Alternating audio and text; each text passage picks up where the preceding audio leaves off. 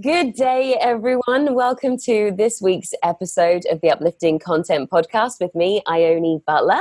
Today, let's talk about the highs and lows of business with the one and only Penny Power. Penny, thank you so much for joining me today. How are you? I'm very well, very excited to be on your show. Thanks. I'm really excited to have you, actually. And I like to start these interviews by asking my guests to share a little bit about your story, your journey, what you're doing, what you're known for. You could share that with us, por favor. Wow, gosh, I've got to be careful I don't ramble on. No, we've got time. We've got time. It's an interesting story. So, Well, I call myself an accidental entrepreneur because when I was 19, I went into the IT world, and that was very exciting, and built a nice career in there in the sort of sales and marketing world, and ended up as a director of a relatively large company. When I had the children, I wanted to be with them as much as possible, and corporate lifestyle wasn't as flexible as it is now. You know, you couldn't work at home. There wasn't as much sort of what they talk about well-being. You know, they didn't allow that flexibility. So it was a all or nothing, really. And so I knew that I needed to be self-employed whilst I was bringing them up. And I was very blessed to have 3 children who are now 26, 24 and 21. Wow. And a beautiful marriage as well. So I have been really blessed on that side of things. I say that on that side of things because what I really want to come through today is that, you know, I think everybody creates this shiny image, and whilst I try not to, right. There is a lot of challenges, which is why I've written my book. But anyway, so I had my first child when I was 28, and I did about 5 years of sort of interim work. You know, I did enjoy work, and I had a good connections, and I in my sector was relatively well regarded, so it was good to stay in touch. And then when I was 33, in 1998, I had this idea of, wouldn't it be amazing if we could be friends online with people? And there was MySpace and Friends Reunited, and but there was nothing for business to connect online. It was 4 years. LinkedIn launched in 2002, Facebook 2004, and Twitter 2006. So I started Academy in 1998, and I just thought it would be something I could enjoy doing. There was no business model around it. I just wanted to create a community for business owners. And it just exploded, and I write about it in my book, chapter 2. But sadly, that chapter is called Being Broken, because we put our life into it, my husband and I, literally. Children travelled with us all over the world. It was a phenomenal journey, very intimate community, 650,000 small businesses. We were very engaged with them. We weren't hands off. We took great responsibility for their well-being on the platform, which created some challenges for us with trolls, because we were the first people to, you know, really set down some boundaries around how people should treat others.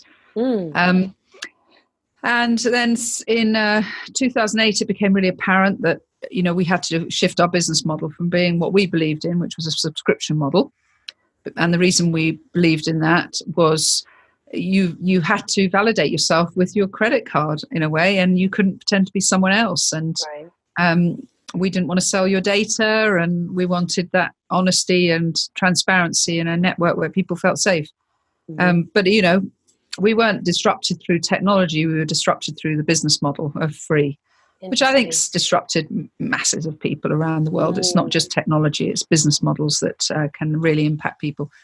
So 2011, we went to 2008, we went to the bank and asked if we could borrow a significant amount of money to pivot the business, a business model round. And we were doing that, and it was going well. And then 3 years into that, the bank, during the banking crisis of 2011, gave us 30 days notice to repay the remainder of the loan. And brought us down, and brought hundreds of thousands of other businesses down at the same time, these banks. This particular bank was selling some of their assets and needed to really boost their balance sheet. And it's an interesting story. Yeah. And so my book isn't self-indulgent. It's by no way an autobiography, but it's challenges. I talk about how I dealt with it, and for good or for bad, how I dealt with those things. So since then, you have to keep going out of scarcity. You have to keep going, and out of the passion that you have, you do keep going. But it was very challenging. And so from 2011 until about 2015, I ran another business that I founded, which was actually helping young people, and I'm creating a digital marketing apprenticeship that didn't exist in the UK. So that was real trailblazing, another idea. Got some investment, and for 4 years helped young people who are unemployed and pretty much felt unvalidated by the economy, help them into jobs in small businesses to get small businesses doing more digital marketing and outsourcing it to an employee who was a young born digital person. And at that time, I was then awarded an OBE by the Queen, which was beautiful for the work that Academy did. Some of your listeners might not know what that is, but it's fancy. I promise you, everyone. It's a good thing. It's an honor. It was a very joyful experience because it really vindicated us really for what we had done in the Academy. And then I just kept on going. And then we might talk about November 17. I think I broke, or I voluntarily broke. I was exhausted and saddened and hadn't grieved enough for some of the challenges and some of the personal challenges of loss that I had, and learned that resilience isn't necessarily about putting your pain in a drawer and closing it and not opening it. No. Learned that I wasn't taking enough self-care, didn't consider myself enough, and putting the oxygen in myself. So a lot of what your world is all about, really. I've spent last year with psychologists, group therapists, therapy, learning a lot about myself, and wrote my book. I love it. That's a very quick synopsis. You did great. Nice and concise. And great. And the long version's in the book. I'm really, because when I first had you as a guest, I was going to make it about business and leadership. And the more I got to know about the book, the more it's more in alignment, because I started this platform to help people, uplift people that are dealing with depression and stuff that's going on. Brilliant. And I feel really strongly about speaking honestly about what's going on, and also just not sharing, like you say, this, everything's perfect image to the world on social media and things like that. And so the fact that this book is about your journey and the struggle, and talking about businesses failing, which can bring all sorts of feelings of shame or whatever that we might have. And it's just a part of it. It's part of the experience. It's part of your learning. It's part of your story. It doesn't define who you are. So I think it's a brilliant topic.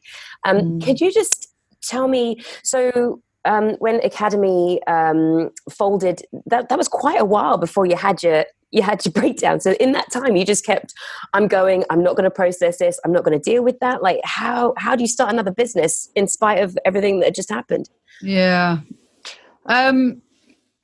I think just absolute defiance that you don't want to break. And I actually I feel like I just caught myself before I properly broke. I mean, I did get a warning signal, which I can talk about, on the 30th of November, 17.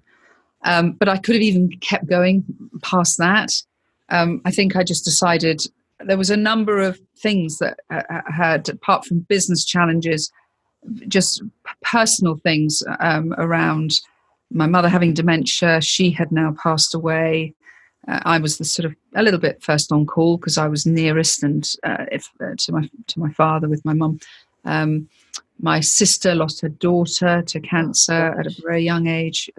It was very sudden, 8 weeks. My brother died very suddenly of pancreatic cancer. Gosh. And then my beautiful, amazing, courageous daughter 2.5 years ago, actually 3 years in March, was abducted and raped. And I tell you, it's a big breath, isn't it? And that was a shock because she was actually skiing in a French resort, and I got a call from the hospital at 5:30 in the morning. And all of these things were happening on the backdrop of me working 14, 16 hours a day and helping everyone. And honestly, I think that what's fantastic, it's like when you're in the battle, you just keep fighting. Yeah. You don't even consider your needs. And I think I have no regrets about that. I really don't, because I think that at that time, that was what I needed to do. It was not actually, and it was coincidental. It wasn't, and I hadn't even thought about it, but it wasn't until my mum had passed away, my sister, for as much as she can possibly ever recover from that, had come to terms with her loss, actually, that's probably the wrong word. I don't think you ever come to terms with the loss of a child. But my brother, his wife, there were things, and my daughter, who is the person I want to be when I grow up, had put herself through very painful therapy, and actually was using words like, "Mum, I'm a better person because of what's happened to me." Wow. And I'm a survivor of this, and because she touched death, it wasn't good what happened with her, scary. And I think everybody felt okay. And then suddenly, obviously, something said, "Hey, you can now break." Right. And what was the scene? You said there was like there was a very obvious sign. What was that? Well, the November. Yeah, there was a number of things that I was doing at that time that were putting me under pressure in business. I was crowdfunding a business. I was working very hard. I had a 30-day period in which to do the crowdfund. Yeah. I was working very hard. I was also still driving income. So I was delivering a workshop and speeches, and I was stretching myself. And on the 30th of November, I was delivering a workshop to 40 people, a workshop I absolutely love doing, which was, how do you build an authentic, lovely personal brand, and who are you, and all that lovely stuff that I've done for 15 years. But what happened on that day is I felt a bit of a blood rush to my face when I walked into the room, and I thought, well, that's strange. I wasn't nervous. I love this. But as I turned around in the room, people's faces started to morph into the faces of the trolls that had trolled me 6 years before. And literally, it was like hallucination. It was like something you'd see on a film, literally like seeing a face change. Now, these people had traveled quite a long way, and I had been hired to deliver this workshop, and I needed the money, and I needed to commit to my responsibility to these people. So I just kept going, and it just happened for 4.5 hours. It just kept happening. Ooh. It was scary. It was like being in your own horror movie. And at the end of it, I thought, I've had a bleed on the brain or something. And I went up to the organisers, and they've hired me before, and they said it was great. You got 8 out of 10, 9 out of 10, some 10s and all this. So you were great. And I said, I'm shocked because I really don't know who I was in that room. And I need to go to the hospital. I went to the hospital, had some neurological tests, said there's nothing wrong with you. Said perhaps there's something else going on. Maybe you were oxygen starved in the room. Think about your lifestyle. Went to my GP the next morning because my son picked me up off the train and was the one that drove me to the hospital. And, I promised him that I would go to my GP. And she then, having a list of the different reasons I'd popped in and out for HRT and different things over the time, she sort of knew things that had been going on in my life. And she said, I think we've been waiting for you, and now's the time. Right. So it was fantastic, because one of the things that, we all have strengths, but we have overdone strengths. Might be really kind, but if we misapply our kindness and our caring in the business world, particularly, it can get abused. Yeah. And that it becomes an overdone strength. If we are very independent, it can be an overdone strength if you don't ask for help. Right. If you're very success driven and you forget that life's actually about the success of others, then it becomes very destructive. There's overdone strength. And I discovered some of my overdone strengths, and that was that I was a little bit lacking in looking after myself and putting others first, which I think is a beautiful principle of a lot of entrepreneurs that I come across. But it's finding that balance. It's the balance. So then you went to the GP, and they sort of brought that up to you. What was then your journey of healing and self-care? What did you do then? I had to just press pause to a certain extent. I think sounds pretty obvious, actually. Yeah, just had to stop for a second. I tell you what, though, it's very different, and I'm sure you and a lot of people identify it. I think of myself when I'm in the business world. I'm two people. There's small business Penny, who drives income. Speaking income, book income, coaching income, non-exec direct fees, whatever it is that drives an income. You do some work and you get paid. That's lovely. Yeah. Then there's the entrepreneurial Penny, which is asset. I'm driving asset. I know I might not get paid. I know I'm building a big dream. I know I'm building something that's scalable. And I think I know now the triggers that tell me when to be in which space. And so what I did was I said, right, I'm going to have to press pause on being an entrepreneur, because there's no doubt about it. That is harder than driving income. Yeah. Big nods from you and maybe others, because you're just giving so much of yourself, and you're not getting the energy of money back. Yeah. It's exhausting. Yeah. That's what I pressed pause on. I didn't press pause on Everything. coaching and speaking, but I did, by just doing that, it gave my brain a rest, gave my heart a rest. And then I also started seeing a psychologist who I feature in my book. I think that when your brain is a complex thing, I wouldn't give it to a brain, somebody who wasn't a brain surgeon if I needed. I really wanted to learn a lot, and I was fascinated by that. I wanted to do psychology at university, and I would do it if I went to school again. Yeah, it's fascinating. It's wonderful. My son's doing it at university now, and it's lovely. Brilliant. So I was always intrigued by that. So here I was now giving myself permission to go and spend, and I'd end up really interrogating them, forgetting that it was supposed to be an therapy session. Yeah. Because I just wanted to learn so much. And all the time I was almost in the room, not just on my own, but also with all these small businesses and people. I thought this would be so helpful. And oh my God, I wish I'd known this 20 years ago. And so what were some of the insights that you gleaned from the psychologists about sort of our headspace around business? Oh gosh, there's so many. Let me think. So the first thing is that I'm not an assertive person.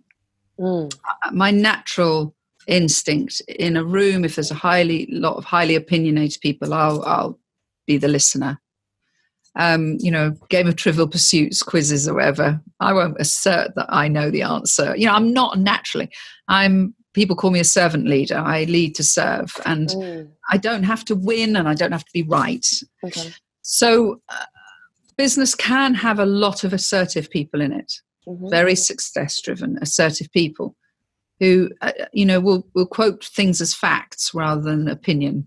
Oh yes, we're all aware of that. Yeah, and seek to dominate. And some of my family members, as much as I love them, I grew up with were like that. Much more self-assured, put it that way, than me. I think I learned that, if there's a line of here's non-assertive behavior and here's assertive behavior, and at the far end is aggressive behavior. I got to the point where I think, since talking to a lot of small business owners that are hurting, I got to the point where assertive people felt aggressive to me. Wow. I just got to the point where I would just think, I can't cope with these strong opinions. And what was interesting is that's just one thing. For example, I'll think of others, but was that actually the right way to communicate in business is both of you are assertive. Yeah. Both of you provide each other with the space to give your opinions. Right. Very few people know how to do that without arguing. And so my default position would be to go non-assertive, but actually, that can be passive assertiveness. That can be manipulative, and if it's not right, sometimes people just want you to tell you, they want to, not fisties, but they want to know. So I had to learn that, and we did some role plays with psychologists. She was really shocked in the impact it had when she turned into aggressive. The on impact you it had and how on it, yeah. And you just basically got all subdued. Is that sort of more than that? Actually, when she did it in a role play, and I wasn't expecting it, I crumbled. I absolutely crumbled. How did you do that in business? How had you been in business for that long, feeling that way or reacting in that way? When 14 years of. So when I was in the IT industry, I don't think it was as polarized as it is now. I think business has really polarized into groups of people who are very success-driven, vocal people, and then there's this beautiful generation of millennials and enlightened entrepreneurs that just have more purpose. Yeah, more purpose and more consideration. Yes. But I think it's polarized like that. When I had a few situations in the business environment that might have hurt me, but I think it wasn't like, and also when I was working in employment, somehow that didn't seem so poignant. It's much more personal when it's your business. Right. That's why my book's called Business is Personal. It is. Other things are that I've been an evangelist of social media. I effectively created one of the, if not the first, because other people, it's certainly said online that ours was the first. I haven't found anybody that did it before us. Social media was something that I put my hat on and was awarded my OBE for and everything. But it was because I built a community where I believed in the force of good. I believed in transparency. I believed in kindness. And obviously there's a dark side. But the dark side doesn't have to be the trolls and the nasty people. The dark side is also what's actually a psychological term called compare and despair, where no matter how good you feel about yourself, you can go online, and if you've just got a few triggers that can make you feel you're lacking. Yep. Comparison is a thief of joy. There you are. I've got that in my book. Amazing. Oh, I love it. I love that Roosevelt. quote. I mean, it is. Yeah. But you do it to yourself. And you do that when you haven't got enough self-worth, when you really aren't completely sure of what your own personal definitions of happiness, ambition, success are, and what your values are. And I hadn't realized that I was getting that. I've always enjoyed the success of others. I've always wanted to promote the success of others. But when I was going online and seeing people be at award ceremonies, I should have been at that. Speaking at a conference, I should have been speaking at that. Things that I wasn't keeping up with, technology that I should be using, rather than taking it back to, well, is that what I wanted to do? Is that who I am? And I think we can end up trying to be so many people. And unfortunately, there is a marketing technique being used, subliminally or not, of I can make you more successful, I can make you happier, I can make you more beautiful, that makes you immediately feel you lack. Yep. And now I think that can really dent your resilience, and I think this is what's causing a lot of the mental well-being issues, really, around the online world. And I know people are turning away from online because of it. I'm coming more towards it again, because I've always believed in gathering the beautiful people around me, the kind people. And I think it can still be beautiful. And, when I launched the book yesterday, when I did my post, I had 19 people share it. I had the most beautiful messages. I've had so many people say they want to help me, people like you interviewing me at the right time, and there are some amazing people, but they're there. Right. I think I always advise, I think it's very important that people find the right people to follow. Who are you following? If you're just kind of following a Victoria's Secret model, and every time you see their post it's making you have body conscious, feel self-conscious about your body, don't follow them. Who are you following, people, and why? And I find that, and it's always there's that. So I tend to try and follow just people that I'm interested in, friends and family, just to see how people are. Like, I'm always happy to see my friends' kids if I can't see them because they're in England or whatever. Yeah. And then there'll be other times where I will follow influencers, people in the same type of arena as me, and see them, like you said, being very successful, doing very well, getting a lot of engagement, and it kind of makes me feel less than. And so there's two options I find. One is just to unfollow them, or just hide them, or just not witness it as much. And the second is also to, when they're posting content of value and I'm just in resistance to it, it's me looking at, that's a sign that something's not good with me, that I'm not, like you say, feeling less than, I'm not worthy, I'm not as good as, and just kind of look at why I'm feeling that way, and why it's important that I have X amount of followers or X amount of likes, and just sort of bring that to light, because I think a lot of the time it's unconscious for people. Some people won't even recognize that being on Instagram is what makes them feel miserable, and will spend hours a day on it, and they don't even have that awareness. So I think it's great. I think it can be a fantastic tool when used correctly, but we just have to be way more mindful of ourselves and the impact that it's having. Yeah, absolutely. Totally. Yeah.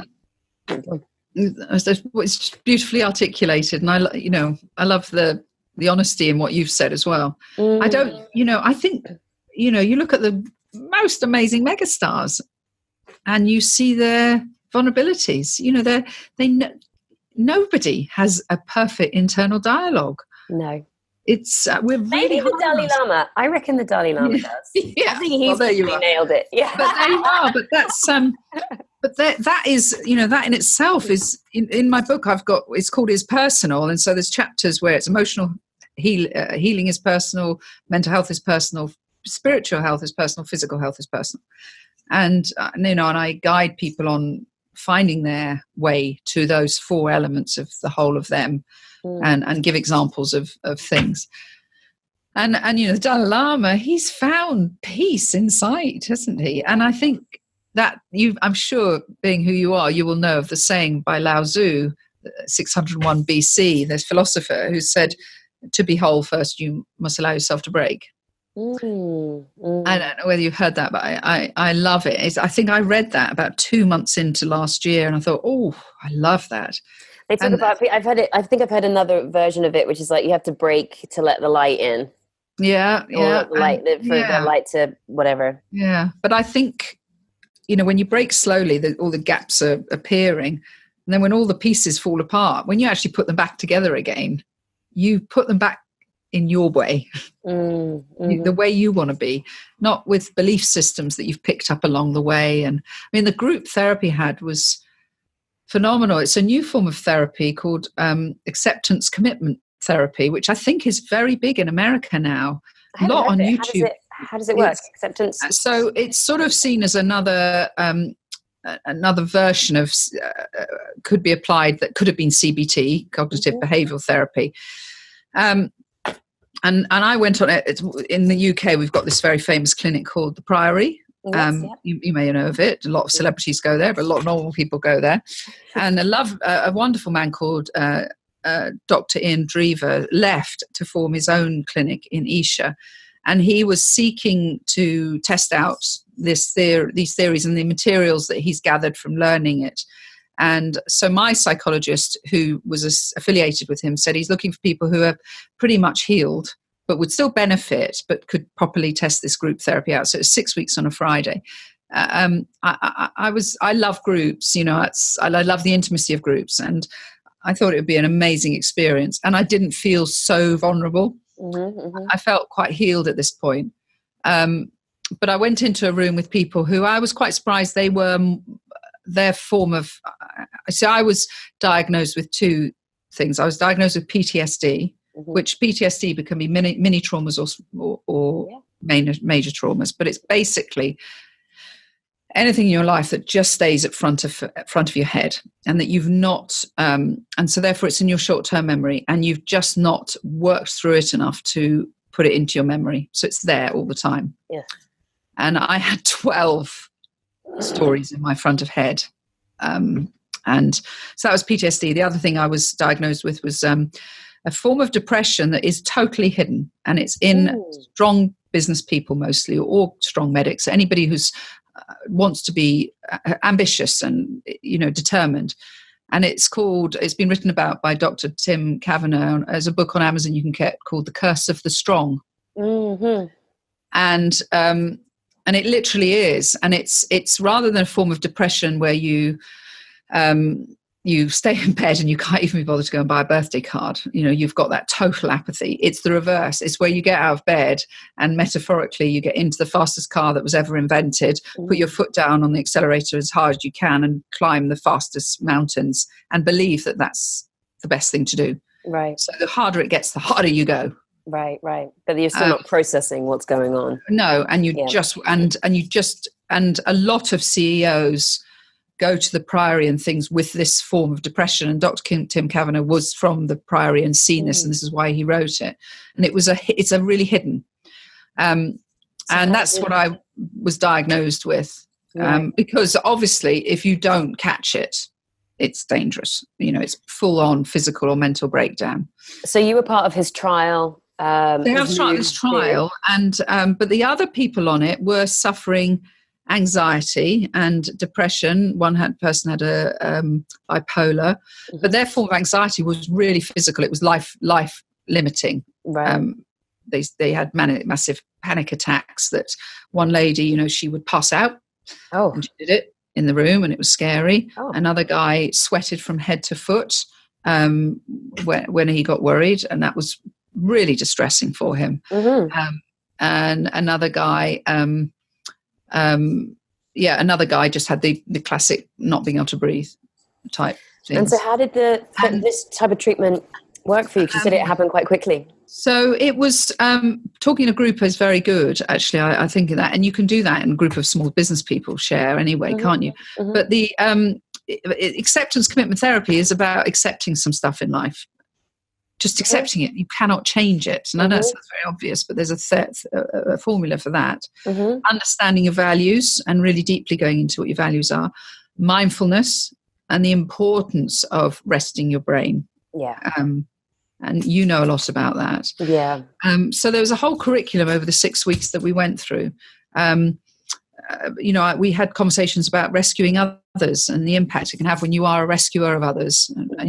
So it was a very good form. But you can YouTube this and you can see the major gurus in America that are now bringing this forward. So it was very powerful. I touch on it a bit in my book, but in my book I talk as a torchbearer, not an expert, because I don't want to. I think I know a lot about business and I understand a lot about emotional health and I've always, I wrote a blog called Emotional Wealth Will Lead to Financial Wealth back in 2001. Wow. I've always believed in, if you've got self-esteem, self-belief, good people around you, you will become financially stronger. Yeah. So that's something I've always believed in. But this book is about me being a torchbearer and being very open about my own triggers and issues and flaws and characteristics and things. But I think it's very necessary for a lot of people in business to kind of hear these stories and just know that they're not alone in sort of having the feelings that they're feeling and the stresses and the pressures. I think it's a real good one, and something that you don't actually hear of. I don't think there's anything like it, really. No, well, I'm glad you said that. Yeah. It's quite nice to be the first, and I'd like to be a voice. I think I'm actually shining a light on a lot of experts, and when people have read the book, if they are an expert, like for example, you've got some things that you do that if you were to read the book, you'd think, well, I actually have content about that. One of the blogs that I've got is where I'm going to, by chapter, constantly add links in by chapter for other resources for the reader to go to. So I don't want them to I want to just inspire the thought. And I've had, since I've been speaking about this for the last 6 or 7 months, and since the book has gone out and people have been really listening on audio quite fast, and people are approaching to me now, and people I've known for 15 years in business and are telling me their depression and their anxiety. And I think, if this is the line of normal and we want to be exceptional, if we all feel we're subnormal, that's a long way to go. Yeah. I want to make everybody feel normal. We're all normal together. But if we, in this ecosystem of small business, if we just care, and whether it's a customer or a supplier, we just care a little bit more for each other and are kinder to ourselves, then I think it would be a better journey for us all. Oh, so much nicer. So much nicer. Well, Penny, this has been absolutely fantastic. Thank you so much for joining me today and just sharing all of this. And Penny has kindly offered to give away 5 copies of her book, Business is Personal. So I can't wait to read. Did you narrate it? Did you narrate the audiobook? That's an experience. And do you know what's killing is we had an interview on a radio station today. My husband and I were in the car for an hour and he downloaded it and I had to listen to myself in the car. That's the worst. Because now you're really like, oh, I sound like this. But yeah, I'm glad I did it. A lot of people are enjoying it. Great. No, I think it's really nice. I listen to a lot of audiobooks because there's relentless traffic in LA. So it's always something to listen to and learn from. So I am looking forward to listening to that. Thank you. Thanks again. Thank you. Fantastic. Yeah, all the best with it and take care. Thank you for this opportunity. My pleasure. Take care, everyone. I will be back next week. Bye.